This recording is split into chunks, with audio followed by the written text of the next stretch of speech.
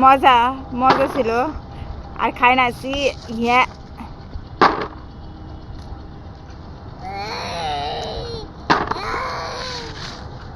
তুমি এখানে কোথায় বসে খেলতেছো মাহির?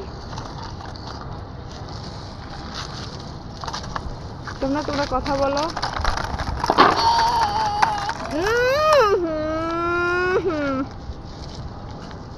বাড়িতে নেটকাই